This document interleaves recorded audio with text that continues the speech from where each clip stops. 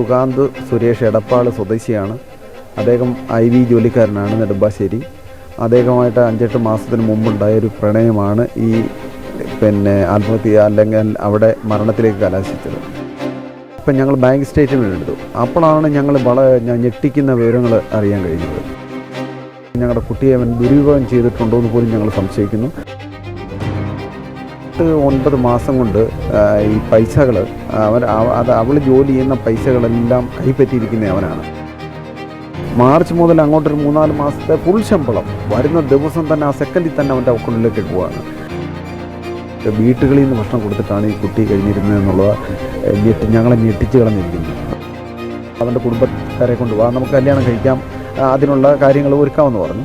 പക്ഷേ അങ്ങനെ പറഞ്ഞു കഴിഞ്ഞപ്പോഴാണ് ഇവനെ ചേഞ്ചുകൾ വന്നു തുടങ്ങി. അപ്പോൾ അവൾ കുട്ടിയെ ഒഴിവാക്കുന്ന രീതിയിലേക്ക് വന്നു. ഇപ്പോഴാണ് നമുക്കറിയാൻ കഴിയുന്നത് അവന് മറ്റ് അഫെയറുകളുള്ളവനാണ്. 50,000 അടുപ്പിച്ച് ശമ്പളം കിട്ടുന്ന ഒരാളുടെ പൈസ എവിടെ പോകാൻ ചോദിക്കത്തില്ലേ? അപ്പോൾ തീർച്ചയായിട്ടും അതുകൊണ്ടാവും വീട്ടിൽ പറയുന്നത്. IB തന്നെ ഉന്നതതല അന്വേഷണം പ്രഖ്യാപിച്ചിട്ടുണ്ട്. നമസ്കാരം. തിരുവനന്തപുരം വിമാനത്താവളത്തിലെ എമിഗ്രേഷൻ വിഭാഗം IB ഉദ്യോഗസ്ഥ മേഘയുടെ മരണത്തിൽ കൂടുതൽ വെളിപ്പെടുത്തലുകളുമായി ഇപ്പോൾ ബന്ധുക്കൾ രംഗത്ത് വന്നിരിക്കുകയാണ്. മേഘയുടെ സുഹൃത്ത് മേഘയെ ദുരുപയോഗം ചെയ്തിരുന്നു, പണം വരെ വാങ്ങിയിരുന്നു എന്നാണ് ഇപ്പോൾ ബന്ധുക്കൾ ആരോപിക്കുന്നത്. മേഘയുടെ അമ്മാവന ഇപ്പോൾ നമുക്കൊപ്പം ചേരുകയാണ്. എന്താണ് നിങ്ങളിപ്പോൾ കിട്ടിയിരിക്കുന്ന സൂചനയൊക്കെ? അതായത് ഈ മരണത്തിന് മുമ്പ് നമ്മൾ ഒരാരോപണം ഉന്നയിച്ചിട്ടില്ല. അപ്പോൾ ഈ മരണശേഷമാണ് ഞങ്ങൾ ഇത് റിലീസായി വരുന്നതേ ഉള്ളൂ.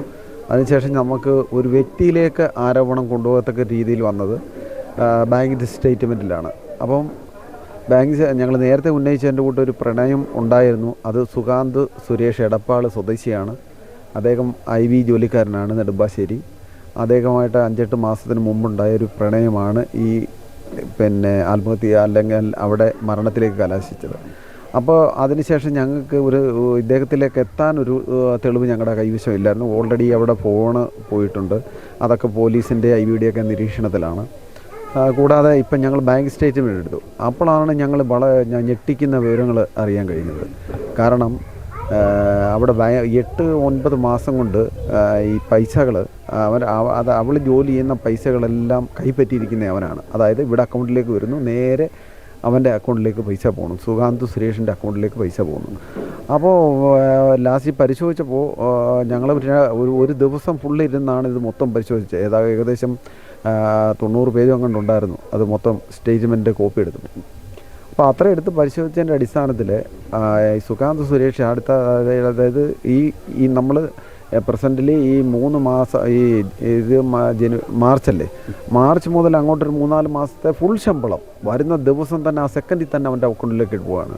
അവൻ പിന്നെ ഒരു പിച്ചക്കാശ് കൊടുക്കുന്നതിൻ്റെ കുട്ടിക്ക് ഒരു 50, 1000, 500, 5000 ഹോസ്റ്റൽ ഫീസ് വരെ അവിടെ പൈസ തന്നെ ഇവക്ക് അയച്ചു കൊടുത്തിട്ട് ഹോസ്റ്റലിൽ കൊടുക്കുക. അതായത് അവളെ ആ ഒരു ശിക്ഷ പോലെ, നമ്മളൊരു ജയിൽ ശിക്ഷ പോണക്ക് കുറേശ്ശെ പൈസ കൊടുത്ത് അവൾക്ക് നല്ലപോലെ ഫുഡ് കഴിക്കാൻ പൈസ ഇല്ലെന്നുള്ളതാണ് ഇപ്പം നമുക്കറിയാൻ കഴിഞ്ഞത്. കാരണം അവിടെ കൂടെ ജോലി ചെയ്യുന്ന ആൾക്കാർ ഇന്നലെ വന്നിട്ടുണ്ടായിരുന്നു.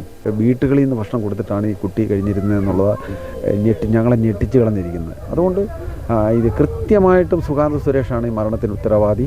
അവനെ ഇപ്പോൾ ഞങ്ങളുടെ സംശയം, ഞങ്ങളുടെ കുട്ടിയെ അവൻ ദുരുപയോഗം ചെയ്തിട്ടുണ്ടോ എന്ന് പോലും ഞങ്ങൾ സംശയിക്കുന്നു.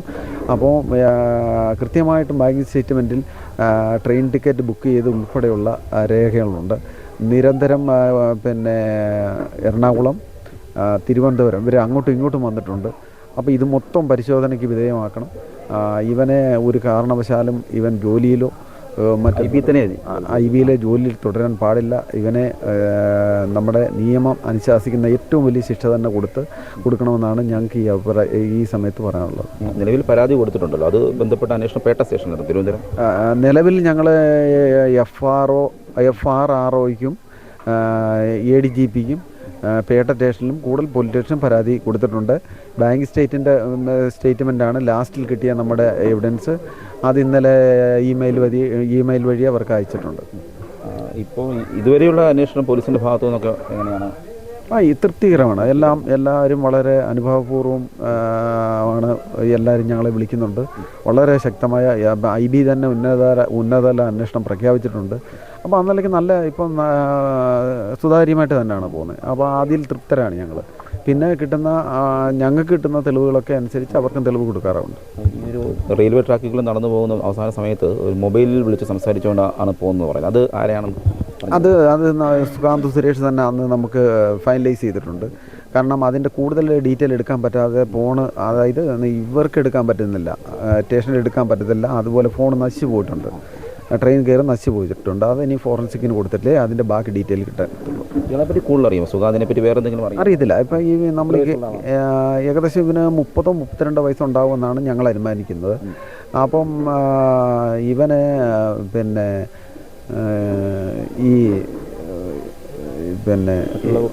ഇവനെ കൂടുതൽ അറിയത്തില്ല എന്ന് പറയാൻ കാരണം മോളുമായിട്ട് പരിചയപ്പെട്ടതിന് ശേഷം മാത്രമാണ് ഇത് വീട്ടുകളിൽ അറിഞ്ഞത്. അപ്പോൾ അതിന് ശേഷം വീട്ടുകാർ പറഞ്ഞു, ഒരു കാര്യം ചെയ്യും, ഞാൻ കല്യാണത്തിന് തയ്യാറാണെങ്കിൽ അവനോട് പറ, അവൻ്റെ കുടുംബക്കാരെ കൊണ്ട് വാ, നമുക്ക് കല്യാണം കഴിക്കാം, അതിനുള്ള കാര്യങ്ങൾ ഒരുക്കാമെന്ന് പറഞ്ഞു. പക്ഷേ അങ്ങനെ പറഞ്ഞു കഴിഞ്ഞപ്പോഴാണ് ഇവനെ ചേഞ്ചുകൾ വന്നു തുടങ്ങി. അപ്പോൾ അവൾ കുട്ടിയെ ഒഴിവാക്കുന്ന രീതിയിലേക്ക് വന്നു.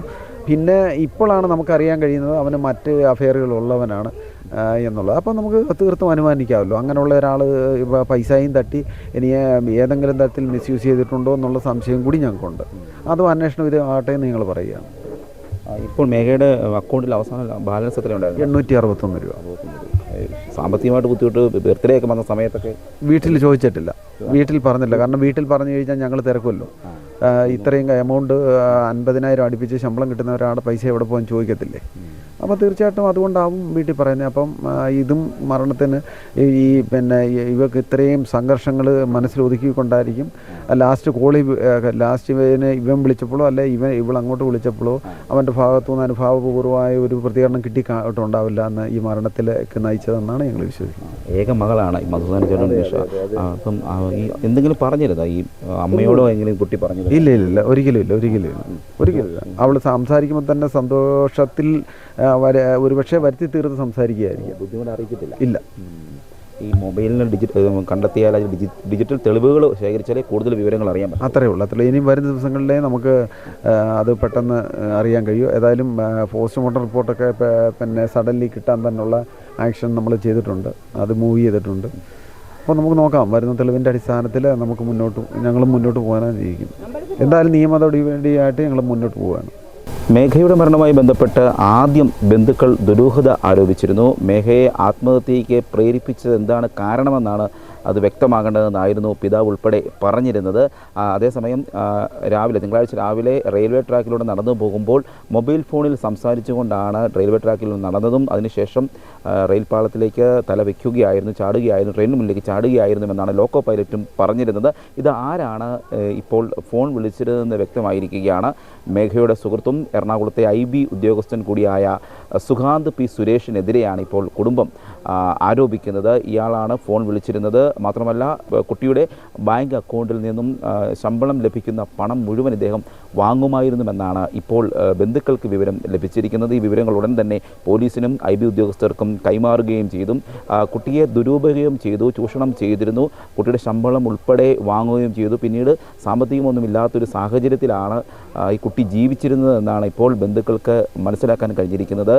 സർക്കാർ ഉദ്യോഗസ്ഥരായ മാതാപിതാക്കളുടെ ഏക മകളാണ് മേഘ.